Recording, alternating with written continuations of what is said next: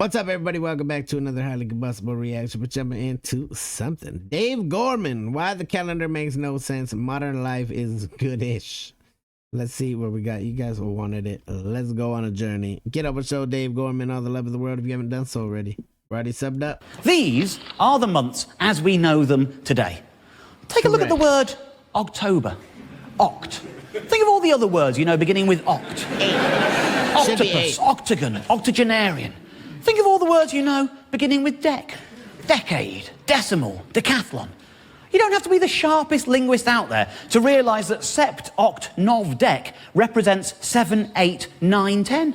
And yet we've put them in positions 9, 10, 11, 12. Why has that happened? I'll tell you why that's happened. It's because of the bloody Romans. Before that, we used to have months called quintilis and sextilis. It used to be 5, 6, 7, 8, 9, 10.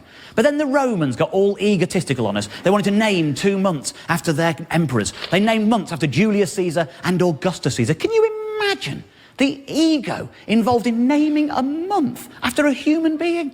It's one thing naming it after a god. You know, you got January after... Hey, we're not just going to give you a day here. Let's give you a whole month. Let's make everybody know that it's your Janus, that's okay. Mars gives you March, that's okay. I mean, if you believe in a god, why wouldn't you want to venerate them by naming something as fundamental as a period of time after them? That makes sense. But not an actual human being. Get your egos out of the game. That is ridiculous. Well, they have confused things by naming July and August so, and then everything got moved around at a later date. So what we're going to do, we're going to correct this system. The first thing we're going to do is sort out the numbering, obviously. So let's call that 7, 8, 9, 10, because they are called 7, 8, 9, 10. That's what they are. So if they're going to be 7, 8, 9, 10, it follows, does it not, that that becomes 6, 5, 4, 3, 2, and 1. So if that's what the numbers are going to be now, let's move July and August down to there, and let's move January and February down to there. So now we've got all the same months in the same order, it's just the numbering is more... He's gonna have me... Hold on. My mind's gonna be so boggled by the end of this. I'm gonna have to take notes. Appropriate, okay? That's easy. Now, let's remove the egotistical Romans from our calendar. Let's remove Julius Caesar, remove Augustus Caesar. Let's perform a Caesarian section on our calendar. Let's remove them completely and replace them with the months they replaced, quintilis and sextilis, which are now in the right place, 5 and 6. That is the numbering sorted out. We've got 5, 6, 7, 8, 9, 10, exactly where they should be. Now, obviously, is the time we introduce the 13th month, which, of course, will be Gormanuary. Now, what we've got there is 13 months of it. He just talked about ego.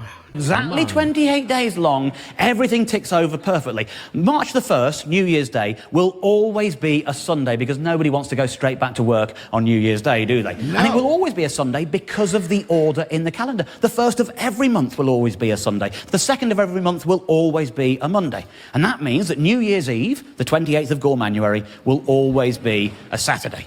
Now, it might have occurred to some of you, that 13 times 28 is 364. And that means we've got a day spare. We can't force the year to only be 364 days long. The year is to do with the stars and the planets. So what we're going to do is, after Gormanuary, we're going to have an intermission. It's 1 day long, it's not called Sunday, it's not called Monday, it's not called anything. It isn't a day of the week, it is just intermission. It is basically an extended New Year's piss-up. You can go out on New Year's Eve, you don't have to go back until the 1st of March, everything is fine. What happens in intermission stays in intermission. And every 4th year, we have a 2-day intermission, and we call both of those days intermission. That's all it is. That regulates everything. Everything flows in a very orderly fashion from that point on. We have talked previously on this show about the old 30 days hath September rhyme. I think we can all agree that this system improves upon that rhyme. The rhyme now goes 28 days hath March, April, May and June. All the rest have 28 too, because that's how long a month is. So, it's much, much easier. At least I wouldn't have to remember it. I'm confident in this. I'll tell you what I'm going to do. I'm going to put the PowerPoint down for a moment. I'm just going to say, any questions? Any questions about the system? Yes, sir. When are the bank holidays? The bank holidays, we have the same number of bank holidays as we do now. We spread them evenly throughout the year, very easy. The only difference will be the people we won't let have a holiday are the ones who work in banks. It's an improvement on bank holidays right there. Right. Silver improvement. Good lady in the T-shirt. what if you're born on the 30th or the 31st of the month? Do you just move it along to the next month? You're asking about birthdays? Yeah, birthdays. Yeah, okay, I'm glad you asked. Birthdays. There aren't going to be any. Well, let's use my birthday as an example, because everyone's birthday is going to change in this new system, right? I was born on March the 2nd, 1971. So the first thing you have to do is work out how many days into the year that was. So, for example, in me, it's quite easy. You know, there's 31 days in January in the old system, 28 days in February in both systems, and it wasn't a leap year, so there were just 28 days. 31 plus 28 plus the 2 days take you to the 2nd of March, makes it the 61st day of the year. Then you map that onto the new calendar, okay? Very easily done for this. 28 for March, 28 for April, that's 56. Leaves 5 spare. So my new birthday becomes May the 5th. March the 2nd, 61st day of the year, is May the 5th. And you do that with every day. It's very simple. I've actually got a little guide to help you. This is just knew that she was going to ask that question. This is an old calendar, you know, using the current system. And I've mapped every day onto it. And lots of things are improved by doing this. For example, you know, you want to keep all the nice holidays and festivals and little sort of celebrations we have in life. Like April Fool's Day. We're not getting rid of April Fool's Day. But April the 1st is the 91st day of the year. And so in the new calendar, it becomes Saturday the 7th of June. And I think we can all agree it's going to be much easier to catch people out. Knowing that. That's better. November the 5th. Again, you don't want to move it to the new November the 5th because it wouldn't be getting dark early enough for November the 5th to make sense. So you keep it where it is, you just map it onto the new date. So, for example, if you just find November in the old calendar, November the 5th. There's people right now that don't even know what day of the week it is. How in the hell would we ever understand it if they did go through and change the system? We would be completely lost. A lot of people would be completely lost. Would be the 309th day of the year, and so it now becomes Sunday the 1st of February every time. And again, that's very easy to remember. You just use the rhyme, remember the 1st of February. So it's just a simple process of mapping things on. That is true for every holiday, every festival going. Very easy. We got one in towards the back there, yeah? Have you changed the star signs, and if so, what's the new 13th one? My advice to astrologers would be to just keep making it up as they always did.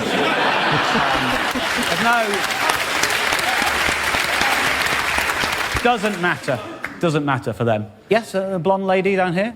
You do know that means there's going to be 13 Friday the 13th in the year?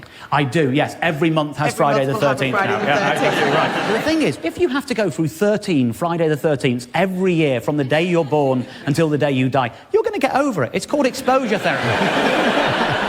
We're all going to have some exposure here. therapy. No more superstition. Things that don't happen on a fixed day, like Easter or Chinese New Year. Easter, it isn't. You know, that's the thing. It moves around. It's a movable feast at this moment in time. In the new system, we will nail Easter down.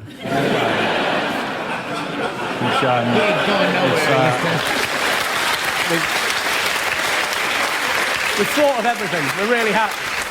In fact, just looking through that calendar of the old system, which shows you how complicated it is, we've got a new calendar, and we'll have new merchandise to go with it. So, for example, you could get a calendar like this, right?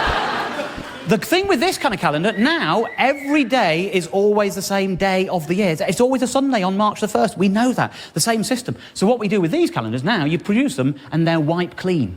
And then you've got one calendar for the rest of your life. That's less printing, less trees being killed. You can go anywhere. It doesn't have to be a sexy calendar like this. It doesn't have to be, but if it is, that doesn't matter because, like I say, it is wiped clean. So, that's an improvement all round as well, so isn't it, really? Julius and Augustus Caesar, and hello, Gormanuary. Definitely get over and show Dave Gorman all the love in the world. He wants to confuse the world. That's what he wants to do. And everybody would be lost in the sauce. It would be so hard if they ever just came and said, we're going to change up the months. But it is a very, very interesting look at how things get deviated, I suppose. So smash the like button if you liked it, the dislike button, but I won't believe you.